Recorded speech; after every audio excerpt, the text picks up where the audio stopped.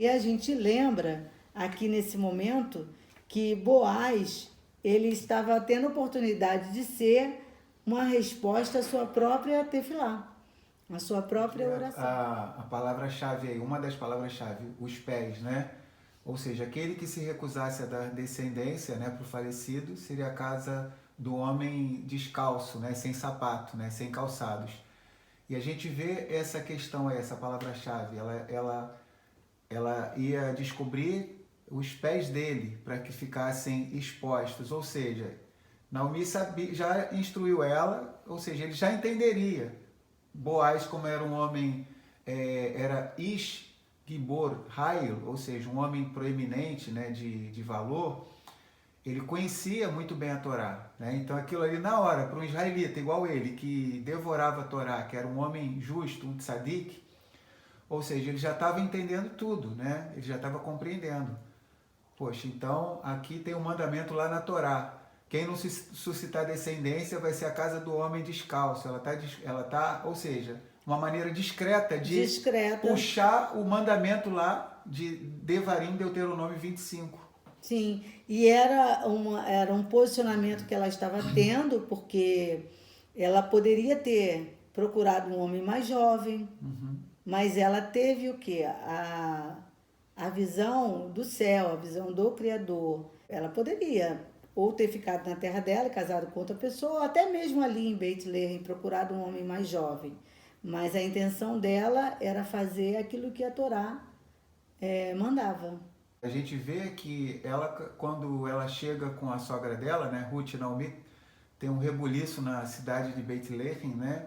A gente vai ver toda hora o livro de Ruth mostra que ela era uma pessoa que ficou famosa ali na.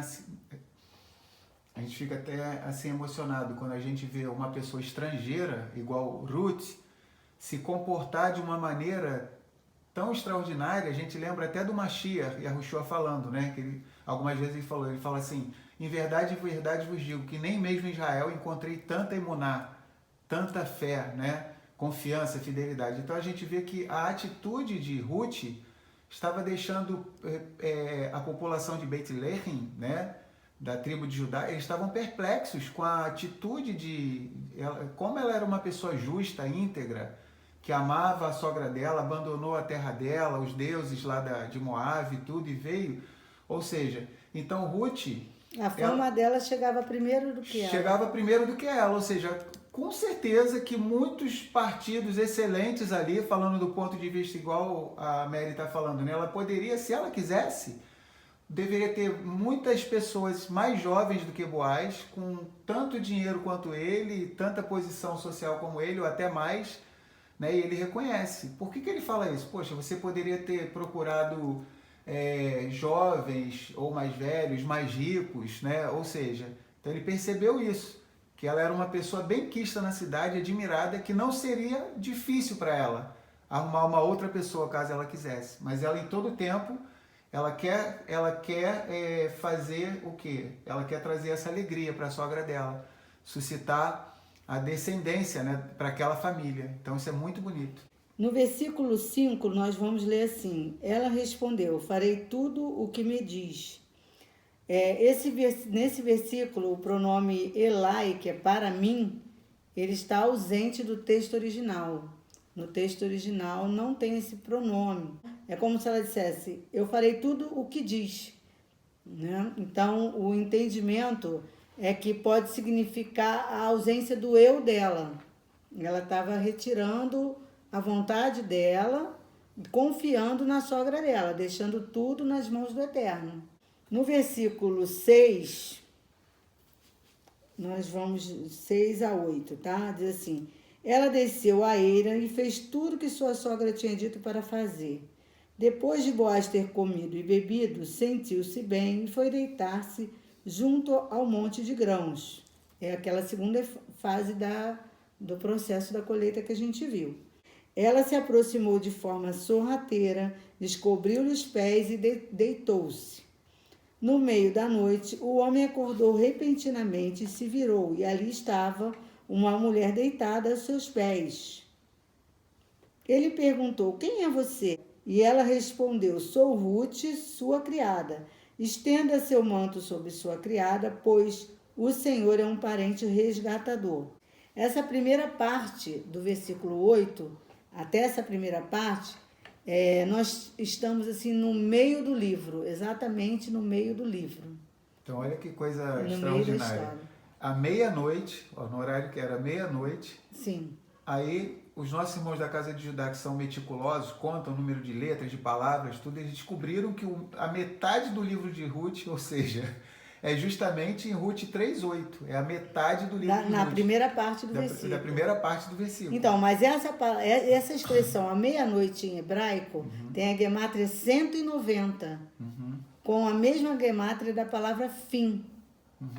Ó, 190. Ó, a palavra hebraica para meia-noite é Bahatzi Halayla. Ou seja, somando todas as letras, como a Mary está falando, vai dar 190. E a palavra hebraica para fim é Ketz, que é um Kuf, que vale 100, e um Tzad, que vale 90. 190 também. Né? Só para a gente lembrar, por exemplo, lá em Bereshit, tem a Parashá Miketz, né? Por exemplo, a Parashá de número 10 lá em Bereshit, né? A 10ª Parashá, né? Que vai falar de Yosef lá e tudo. Então, Miketz é no fim, e a palavra Ketz é fim. Então, a mesma gemátria, né? De meia-noite. Sim, Então, a tradição também em Israel diz que Boaz sempre levantava à meia-noite para orar e estudar a Torá, costume que foi transmitido aos seus descendentes, como lemos nos Salmos 119, do versículo 62 a 64, que eu vou ver se a Clarice pode ler para a gente. Pode ser, Clarice? Sim, posso ser. Pode ser, sim. Obrigada.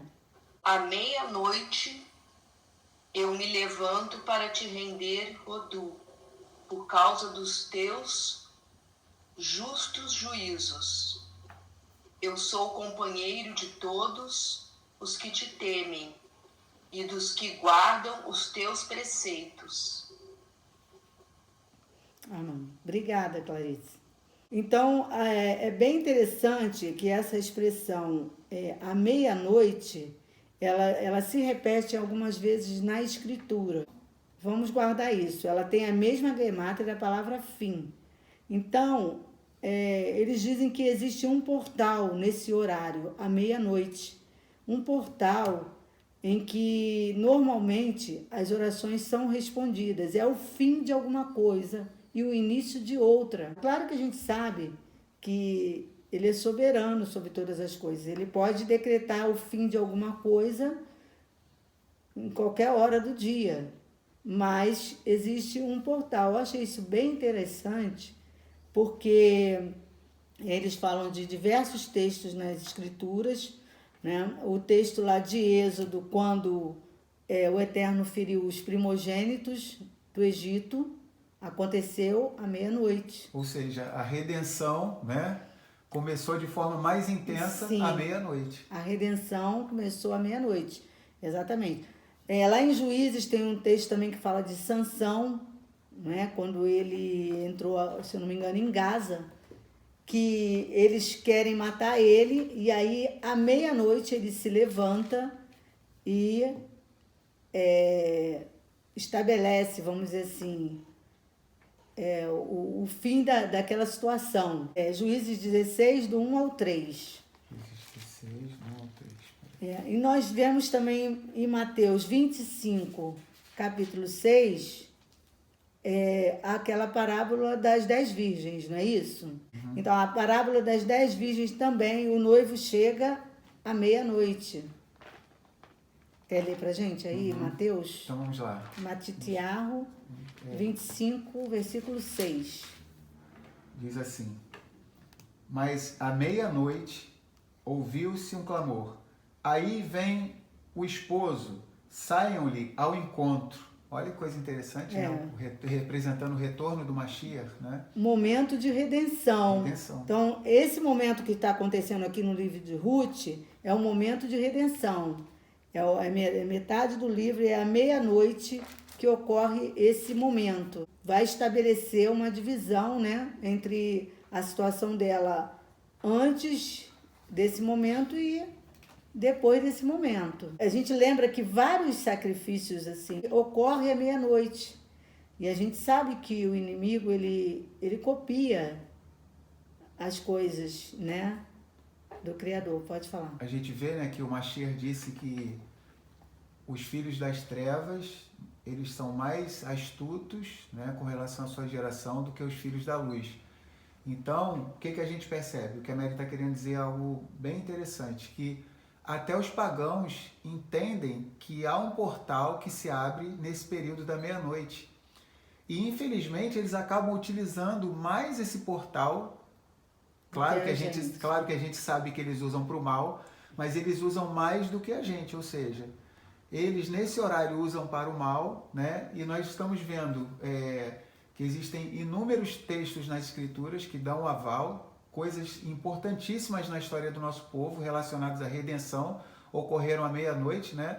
Como o Yahuwá saiu para ferir os primogênitos dos egípcios à meia-noite. Sansão se levantou à meia-noite. À meia-noite, o retorno do Mashiach, de uma forma em parábola, está dizendo que à meia-noite vem o noivo, ou seja, se relacionando à sua segunda vinda, né? Sim. Então é um momento que é um marco, né?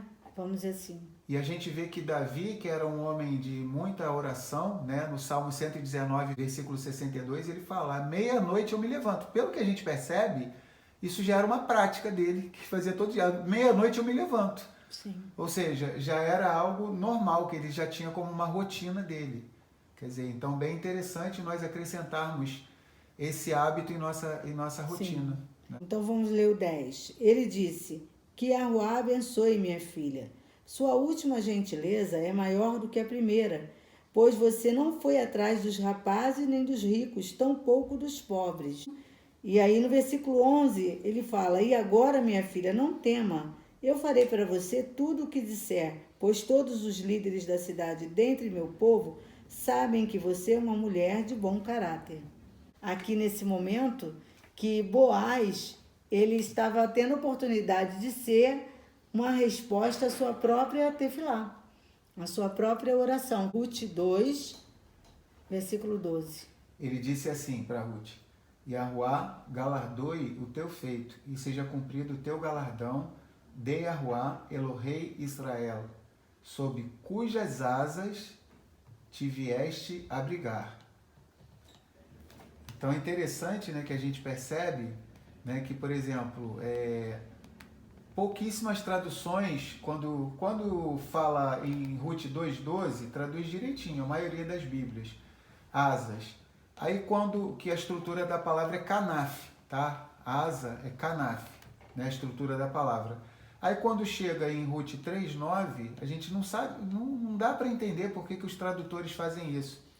Aí eles falam, né, estende, pois, tua aba, e cada tradução usa uma coisa. É dificílimo alguém traduzir corretamente, ou seja, o que ela fala é a mesma palavra, ou seja, a mesma estrutura, canaf. Ela fala: estende, pois, tua asa sobre a tua serva, porque tu és o remidor. Ou seja, ela se lembrou que Boaz, outrora, havia feito essa oração por ela, né, que ele pediu para Yahuwá dar o galardão a ela e tal, e ele reconheceu que ela veio se abrigar debaixo das asas de Yahuwá, o Elohei Israel, e ela guardou essas palavras no coração, e agora ela está falando o quê? Ela está falando para Boaz, está usando as próprias palavras dele, né? Ou seja, falando com ele: estende, pois, a tua asa sobre a tua serva, porque tu és o remidor. Né? Então, bem interessante isso, né? É muito bonito isso, né? Porque ela estava pedindo um abrigo através do casamento. Em Ezequiel 16:8, essa expressão é usada para descrever o relacionamento entre Yahuwá e Israel. Lê pra gente aí. Vou ler aqui, olha que interessante, né? A gente vê que a escritura é um quebra-cabeça, né? Como é que as coisas se encaixam, né? Em Ezequiel 16:8 diz assim, o Criador falando, né, para Israel: e passando eu por ti, te vi, e eis que o teu tempo era tempo de amores, e estendi sobre ti a asa do meu manto, a asa, né, canaf, do meu manto, e cobri a tua nudez, e dei-te juramento, e entrei em aliança contigo, diz o soberano Yahuá, e tu ficaste sendo minha. Então, olha que interessante. É a mesma né? expressão. É a né? mesma expressão, a mesma palavra hebraica, tá? A mesma estrutura, kanaf, que é asa, né? Olha que coisa interessante. Quando a Torá fala em Devarim, para nós colocarmos tzitzit, franjas, né? O cordão azul, nos 4 cantos de nossas vestes, mais uma atrapalhada dos tradutores, né? O que acontece? No literal em hebraico é o quê? Nós devemos colocar o fio azul, tzitzit, nas 4 asas de nossas vestes. Olha que show, olha que interessante, né? Muito lindo. E um texto que a gente fala todo Shabat, né? Matitiahu, Mateus 23, 37, né? Que o Mashiach fala, né? Então, bem interessante. É a mesma figura, né? Que o Mashiach vai usar para Jerusalém, Jerusalém. Ele fala assim, Jerusalém, Jerusalém, que matas os profetas e apedrejas os que te são enviados. Quantas vezes eu quis ajuntar os seus filhos, como a galinha junta os seus pintinhos debaixo das asas, e tu não quiseste. Nós vemos também que o Razino, né, lá em Devarim 32, do 9 ao 12, Deuteronômio, né, fala também sobre essa expressão, mas usa uma expressão diferente, né? Merahefet, que usa no Razino, a mesma expressão que a gente vê lá em Gênesis, né? Quando o Rua, Pairava. o espírito de Yahuá, pairava sobre a face das águas. É a mesma expressão do Razino, mas é a mesma ideia de estar debaixo das asas, de chocar, né? De proteger. Porque a porção de Yahuá é o seu povo. Jacó é a parte da sua herança. Achou-o na terra do deserto e num ermo solitário, cheio de uivos. Trouxe-o ao redor, o instruiu, o guardou como a menina do seu olho. Como a águia desperta o seu ninho e se move sobre os seus filhos, estende Yerahef, que é da mesma raiz de Merahefet, né, lá de Gênesis 1, 2, tá? Yerahef, ou seja, estende, né, paira, né, choca as suas asas, toma-os e os leva sobre as suas asas. Assim, somente Yahuá o guiou, e não havia com ele Elohim estranho. É até o 12, né? Até o 12. Até o 12. Então a gente vê que quando a gente lembra de asa, a gente lembra de quê? De uma ave, né? Lá o Mashiach usa a ilustração de uma galinha. Aqui na Torá, o Criador usa a ilustração de uma águia, né? Então sempre essa ideia, né, de quem está debaixo das asas, né? Debaixo das asas de Yahuá nós encontramos refúgio no Salmo 91, Sim. né? Então asa, quando a asa sempre vai passar essa ideia de quê? De refúgio. De refúgio, de proteção. De proteção. E Gênesis 1, 2, Bereshit 1, 2. Bereshit 1, 2, vamos lá. E a terra era sem forma e vazia, caótica e desolada. E havia trevas sobre a face do abismo. E Aruach Elohim, o espírito de Elohim, se movia, né? Merahefet, Alpenei Hamaim, sobre a face das águas, ou seja, movia, chocava, gerava vida, trazia alento, né? Muito bonito, né? Assim como uma ave que está chocando os filhotinhos, ou seja, o espírito de Elohim pairava sobre a face das águas, aquele caos ali, mas estava pairando em cima, ou seja, mudando aquela situação, gerando vida. Gerando vida. Como que chocando, como que incubando a vida. Sim. Então eu queria voltar aqui só um pouquinho, chamar a atenção de vocês para esse entendimento de que Boaz foi a resposta à sua própria oração. E eu lembro que não existe na Escritura um texto melhor para poder descrever isso. É interessante, quando a gente ora, a gente tem que se colocar à disposição a possibilidade da gente ser a resposta da nossa própria oração. Às vezes nós somos a resposta das nossas próprias orações. O que eu quero dizer, que muitas vezes, quando a gente ora, a resposta, em Israel eles dizem que dentro do problema já tem a solução. Então, muitas vezes, quando a gente ora, nós somos a resposta. A situação pode ser mudada por uma atitude nossa mesmo. Quer dizer, a gente às vezes espiritualiza muito alguma coisa, a gente ora e fica achando que vai ter que acontecer alguma coisa sobrenatural. O nome já diz, é sobrenatural. Se não der para ser feito da forma natural, aí vai ser sobrenatural. O mais prático, o Criador gosta de agir de uma forma prática, né? O mais prático é o quê? É nós mesmos nos colocarmos, né, à disposição para sermos a resposta da oração. Por exemplo, a gente vai ver alguns livros, como o livro de Ruth, como o livro de Esther, por exemplo. Aparentemente, a gente não vê a ação direta de Elohim. Aparentemente, né?